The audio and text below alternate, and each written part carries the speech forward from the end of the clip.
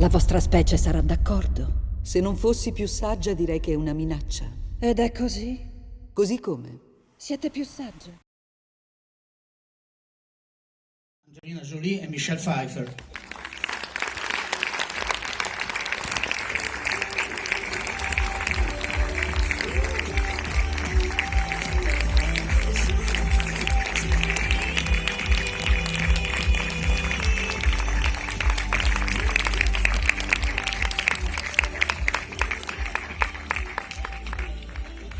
Che cosa vi ha incuriosito, appassionato di queste figure da favola?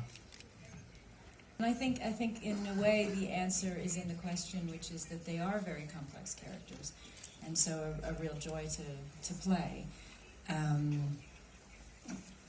They are. There's the interesting thing for me, I think, about the film is there are strong women. There are also very strong men in the film who are the characters that we love, that we learn from, and that support us. So I think both for men and women, it's a strong representation. We tried to have a lot of diversity in the film as well, and speak of the strength of that. And for the female characters, there are three different women, all strong in three very different ways, and all struggling in three very different ways. So women are complex. Yeah. Michelle, you have to tell something about that or no? I'm terrible with all these gadgets, aren't I? I think, you know, Angie explained it perfectly well, and, you know, it's interesting that I miss Aurora, that she's not here with us today, but, you know, we all are very powerful and very strong and in very different ways, and in many ways we always say that Aurora is the wisest and ultimately the most resilient and the strongest of the three of us. Well, you know, in many ways, I think that for Ingrid, who is the Queen of Alstead, it's really her kingdom. I mean, she's really the mother of her kingdom, and takes it obviously very seriously, and has vowed to protect the kingdom and the people of the kingdom, and at any cost, really, and is, you know, and sometimes when you're a leader, you have to make sacrifices for the greater good. Angelina, you? Well, I think Maleficent's character came to motherhood in such an unusual way, in that she probably believed she could never be a mother. And in many ways, that was me. When I was young, I never thought I'd be good enough as a person to be somebody's mother. And maybe my mom used to say that's why I might be a good one, because it meant so much, and I was worried. But she really is quite reluctant to believe that she is the right person for Aurora, and she questions herself a lot. It's probably where she has her least amount of confidence, is in her motherhood.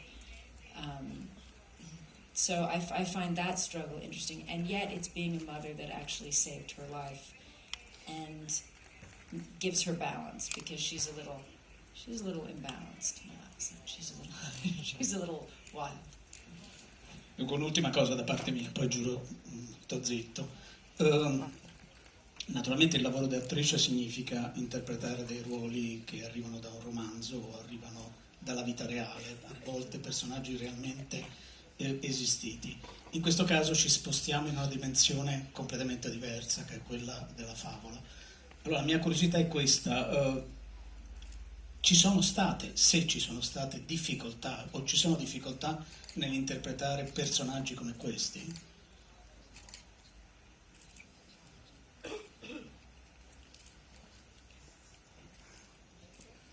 Well, I suppose yes. It's a great deal of fun, to be honest. It's very freeing. I imagine for anybody in this room, you may think I don't want to dress up like a giant evil fairy, but I promise you, it's one of the most freeing things to do. You know, you get wings and horns, and you get a little out of what your mind you play. And at the end of the day, being an actor, being an artist, and putting a piece of work forward, sometimes, of course, it's very, very serious, and you're trying to recreate true life. But in films like this, we recreate real themes, but we play, and we invite you to play with us. And in fact, it's very freeing as an artist to be able to have so much room. Michelle? Well, I mean, you approach it in the same way that you would approach any character, in that you try to find, the humanity in it. It's obviously a bit more challenging when you're playing, a fairy with wings. And I think that at the same time, it is more fun in that you can kind of break the rules, because, there really aren't any. I, of course, am a human, so not so much fun for me, but I am quite dark and villainous, so the challenge for me, and the fun, I guess, was to, try to make her more than one color, try to fulfill my obligation of the film, which is to be evil, and to scare people, and to be threatening to Maleficent, which we had a lot of fun doing.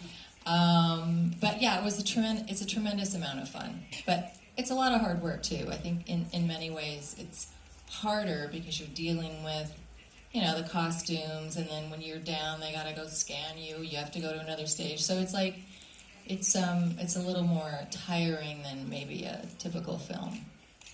Okay. Is that I do think that the younger generations are coming into this world with so much more tolerance than what we grew up with, and at the same time, I do, the intolerant parts of humanity have really couldn't be more loud now. More, but it's obviously it's always been there. It just is really coming to the surface, and so I think that, and the whole notion of diversity. Not only is there strength in diversity, it's it is a matter of survival. If we don't accept that, if we don't accept that we're it's one planet, and those boundaries are more and more disappearing, and really they're just sort of more philosophical at this point. And but I do think that the younger generation, generally speaking, gets that. No, that's 6 years ago. It was myself and Elle, so it was still a female-led film. And in fact, it's more that the villain in the film is a woman as well. So that's you could see it both ways, I suppose. But as I was trying to point out, I think to us the important thing is, yes, there are strong women, which I think. I do think it was just to the story, but I think it was also just maybe hopefully it will be received and seen and appreciate the strength of the women, maybe appreciated a little bit differently today. But I also hope that the relationships with the men in the film are seen as what they are, which is how much we learn from them and how much they are our partners and we love them. And the strongest character in the film chooses very much to have a family and marry a man and love him, and he's a good man. And in fact, we all have interesting relationships with men. So I think that's important. Well, I think that the film is happening at just the right time. And I think what Aurora actually stands for is very feminist, in that she really is the one who can have it all. She will rule her kingdom. And she will perhaps both kingdoms, who knows? Because now that we're joining, and she'll have a family, and which isn't really anything that you and I have really had. Yeah. And I think also it's that we made a real choice. There was a discussion early on in the development that Aurora would become tough. This idea that maybe you can imagine that she's going to be like Joan of Arc. she'll pick up a sword and she'll fight in the final battle. And we all thought about it, and we thought, no, that's not Aurora. Aurora's strength is her softness, and it's time for the soft woman to remain soft as her strength, not to have to be a particular version of a strong woman. There's many different forms of a strong woman. A mother at home, raising her children, being soft, reading them bedtime stories, taking care of and loving everyone around her, is an extremely strong woman. So I think that was very important, that we wanted to put that forward, and so she would remain. She actually doesn't fight physically in this film. Well, I do think there is something about, I think it depends on the filmmaking, depends on the choices at Disney or any studio. But I think they've made some bold choices. Doing the first Maleficent was a strong choice to take the villain and look at it a different way. But I will say, with so much content in the world as a parent, and maybe as a film goer, there's something about knowing that it's a Disney film. And you know it will have certain things in it, and you know that it won't have certain things in it. And there's something about that I think these days, with so much content, it's nice to be able to say, you can safely take your children to this film, and there will be some nice messages, and it will be without some of the things that a lot of films rely on today. And I think that's becoming more and more needed, especially for young people and for parents. What I also love about this film in particular, which is what I loved about the first one, fairy tales kind of, film in general are reflective of the times, really. And I think with the internet, social media, kids are exposed to so much more than we were, and so I think that Maleficent is really a reflection of that, in that it really deals with a lot of the gray area. It deals with good and it deals with evil in a much more complex way, I think, than typically, which is what I think made this, one of the things that made this, the original, so special, was it had kind of it sort of lived in the gray area a lot of the time, and that what is good, what is evil, well, sometimes we're both. I think it dealt in a fairy tale kind of way with more complex emotions, really, and which I thought was, I had never seen a fantasy or a fairy tale really like that, and it was so gorgeous. La domanda a entrambe: si è parlato tanto dei tanti temi che ci sono in questo film, l'inclusione, l'amore, la maternità e tutto quello di cui già è stato detto. Volevo sapere da entrambe quale di questi temi, quale di questi argomenti appunto attualissimi ha la più spinta ad accettare, o quantomeno gli è piaciuto di più di questo film. Penso per esempio ad Angelina Jolie, mi viene in mente il suo impegno per i rifugiati, quindi ecco, una cosa che magari ognuna di voi ritiene un po' più personale, che la tocca un po' più da vicino di tutti questi temi. E poi velocemente ad Angelina Jolie ho chiesto la sintesi. Questa è proprio cortissima. Se c'è qualcuno che, se avesse la possibilità, vorrebbe trasformare in una capra. Grazie.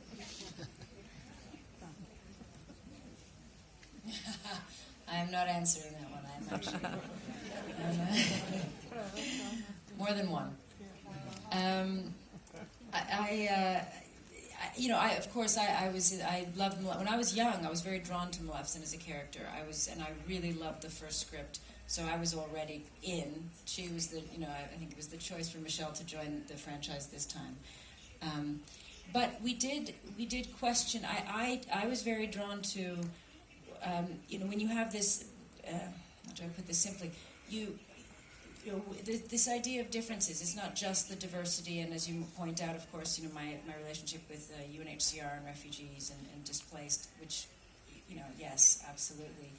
But also just, I think, for anybody who has felt different, anybody who's not been accepted for whatever reason. And I think we all have that in some way. And that is and Maleficent is told she's not good enough because she's different. And she's kind of hunted and kicked out and loses her daughter and targeted because she's different. And I think that really, really struck a chord with me, that I get very angry at that people, instead of seeing the beauty in diversity and people really thinking how much they can learn from each other and how much value we each bring to each other, especially because we are different. But those who are afraid that then cast out and cause harm to others. So if we could say that in the story and cast Maleficent out and make her that, and then allow her to come back and for her to be not different but be exactly her and return even more her, and for that to be accepted, is a good message, I think, for children. I loved the first film. I was very excited to work with Angelina and Elle, and I really liked the script. I thought this character was challenging and something that I could have a lot of fun with. I loved the themes and I knew by watching the first film, you could, a lot of times you sort of, it's a gamble a little bit. You have a vision and then it sometimes ends up very different than your vision, sometimes very different. And, but going by the first one, I knew that I would be in something very special, and I thought, you know, the themes in this film, were, you know, about, you know, family, what makes up a family, you know, power and diversity and tolerance and, you know, the planet and needing to take care of the planet, and our resources are not going to last forever. What really is power? What really is strength? There were, you know, there was no reason really not to do it. Yeah, that's what I loved about the first film, and you know what that theme continues on in this film, and it's the challenge of playing any villain really in any movie, or any, you know, the bad guy or the bad woman, is to find that humanity, and I think it's the thing that kids really like too, and really respond to in films like this, because so much of your life you're told to be good, and you know, not even really knowing what the hell that means. And you know, we're a lot of things. You know, we're good a lot of the time, but we have bad thoughts a lot of the time. And I think there's kids grow up, people grow up feeling a lot of shame for, you know, just thinking certain thoughts, and so I just love that it deals with the complexity of what a human being is. Yes, I do as well. I think also what's nice about this is we don't just, sometimes it's the bad person is very appealing, and the bad behavior is very appealing. In a lot of films, they make the bad behavior appealing, and I think that's the thing a parent should watch out for most of all. What are the children going to mimic and why? And what I think is interesting, for example, in this film is when you, for example, Michelle's character, she's wicked, and it's so fun to watch. So she's wicked, and she does all these bad things. At the end of the day, we explain that she's afraid. She's a fearful person. She's not a strong, powerful, all-powerful, brilliant person. She's afraid. She's a coward. And that is important, because for those people you see that seem like they're in charge of everything, and they're the boss, and they're tough, and they're in control, and they're so powerful and strong, to lift that curtain a little and say, actually, no, they're not so. And then, yes, for someone like a Maleficent to say something that you might seem is frightening or different, but again, you lift that curtain, and that person might actually be capable of a lot of goodness, or maybe fighting for a very good reason. Ok, io ringrazio moltissimo la signora Pfeiffer e la signora Jolie, grazie a voi, Thank you so much. buon lavoro.